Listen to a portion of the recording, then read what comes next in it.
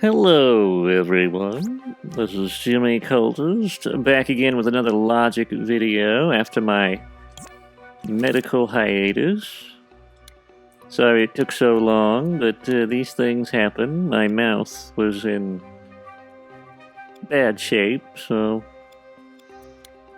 couldn't really do any videos, but we're back with a good one today, a simple yet very important subject matter, that being collision and labeling.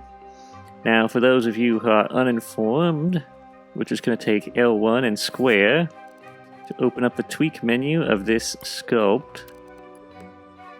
And we're going to show you what labels are. These are labels. Basically, when you click one of these on, it labels this thing as a friend or whatever you want, really. Now there's about 8 labels, I think. 1, 3, 6, 7, 8. Yeah, 8 labels in total. Technically, there's 9 labels, because unlabeled actually counts as a label.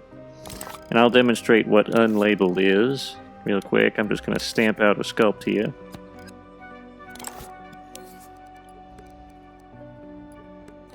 If we don't have it labeled as anything, that is unlabeled, which you can see here in collisions. So, you know, that's an indicator that this is truth. But basically what labels are really good for is changing the properties of things and interacting with certain logic. So, for instance, the puppet here, we could set him to friend and have it so he doesn't collide with objects. So even though this is collidable, if we set it so it doesn't collide with friend, and if we label it an object, something he can't collide with, he can just walk right through it. It doesn't exist to him. Similarly, if you have no platforms that are labeled, the puppet will just float in midair until he finds something that he can walk on. So like if we make this scenery, you'll notice that he's just sort of walking around.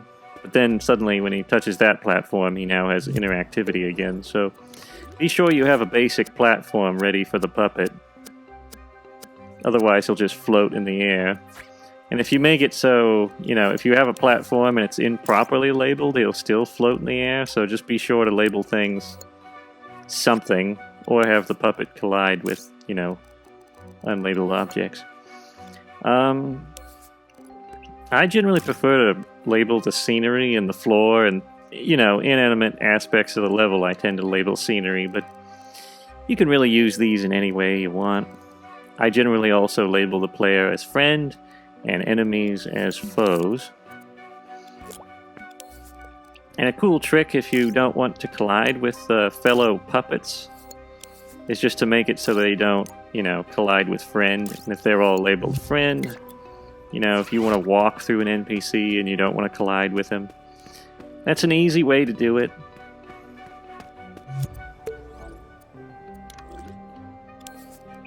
Keep in mind that collidability itself is not really affected. Like, even if it's still on, it won't really work if things are improperly labeled. So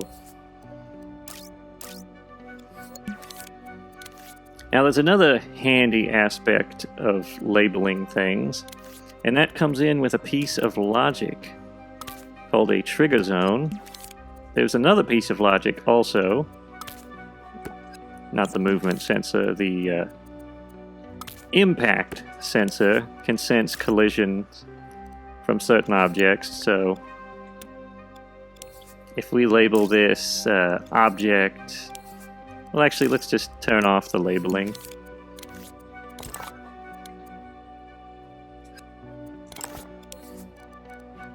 We'll label this as an object and we'll make it movable.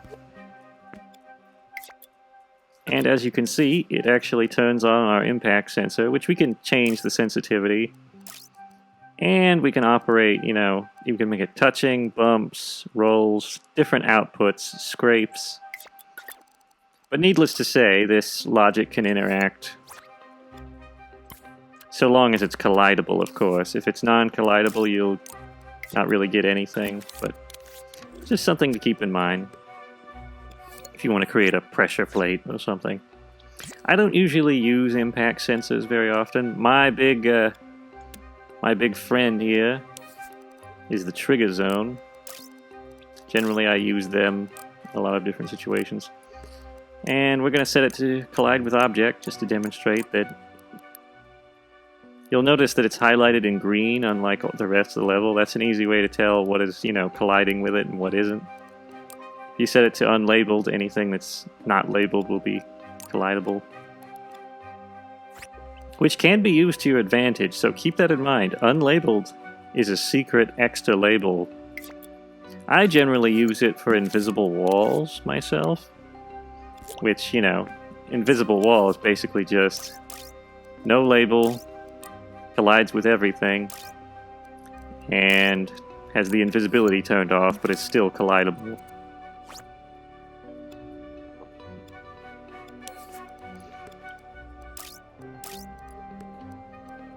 But yes, it's very important to label things properly to get these to come out. Another thing I want to demonstrate is these settings here, detection mode. Here we have visible. So basically you can set it to where it only collides with invisible objects. We'll make that invisible, and you notice that suddenly the trigger zone is on, even though we can't really see the object. We could give it a shadow, just to demonstrate where it is, even when it's not visible. If you wanted to make an invisible enemy, this might be a good idea. You know, make the shadow show up, but the rest of it doesn't. Now the other detection mode detects all three, both visible and invisible. So anything labeled this, whether you can see it or you can't, will trigger the thing. You know, the trigger zone, I should say. Next, we're going to talk about collidable and non-collidable. So even though this thing is visible or invisible, it still can't be detected because we haven't set it to detect not collidable. That'll detect it even if it's, you know, incorporeal or both, corporeal or non-corporeal. And these are kind of important to keep in mind because certain things you'd want not to be collidable, like certain projectiles and such probably won't be. So, yeah, just keep that in mind when using the trigger zone. There is one other piece of logic that also can collide with these things, which I'm going to demonstrate here. And that is the laser scope, which, if anybody familiar with ray tracing, it's kind of like that, sort of. We'll set it so that it only collides with an object. We're going to go ahead also and make this visible and collidable. And you'll notice the laser scope is triggered by this object. It also gives off a collision point right there where it interacts with it. Now the thing that's kind of useful about this laser scope versus that is the laser scope can actually be stopped by walls. If you turn off X-ray mode, it won't be able to collide with anything beyond this point, so I'll demonstrate what I mean by that. We can actually block it with another improperly, you know, if it's not labeled object, it will block the beam, and this can be very useful if you want to have like a, you know, a laser scope that only collides with enemies. You could just set it to where it goes for foe only. But yeah, basically all this collision stuff is really important when it comes to building your level. I also advise grouping things, like if you want to have a forest full of trees, I would take the first 2 trees and group them together so that you can easily, like, you know, stamp them out. And if you want to alter their properties, you can easily double tap L1 and square, and you can just select them all and change their properties at a whim. Or you can alter the entire group. It does get a little confusing, but when you create a group, it technically has a new label. You don't really have to use this new label, but if you want to, you could label all of these things scenery, even though they're all labeled object within the group, or scenery, either way.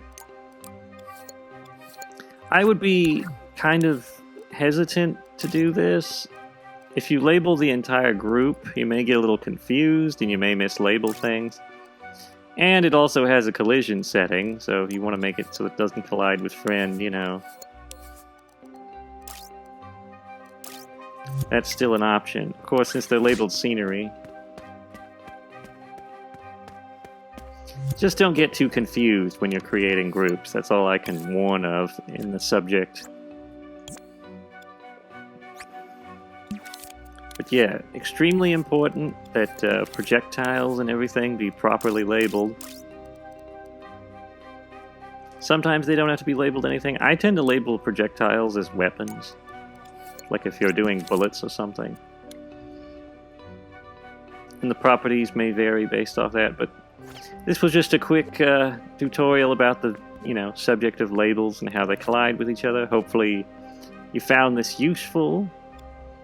If there's any further questions anyone has about the subject, we might make a follow-up video, but I think we've covered almost every detail that we could possibly bring up in this one. So just keep that in mind. Hopefully this will help you with constructing certain things in your levels, or, you know, if you're new to Dreams, knowing the basics of collision probably is a big help, I would say. That's all for now. Here are the names of all of our lovely cult supporters. Many thanks to all of you. If you'd like to get your name in those credits, check the link in the description and head over to our Ko-fi. You can become a cultist neophyte to become credited at the end of our video, or you can become an acolyte to gain early access to videos in addition to credit. Now, if you aren't in the mood for membership, you can always leave a one-time tip. If you enjoyed this video and are not already subscribed, consider hitting the subscribe button down below. And maybe give us a quick like, both options are free. Also, don't forget to ring the notification bell so you will always be notified when new videos come out. If you have any thoughts, questions, or suggestions, leave them in the comment section. Or if you just want to let out your pent-up rage, give us some smack talk. Until next time, goodbye.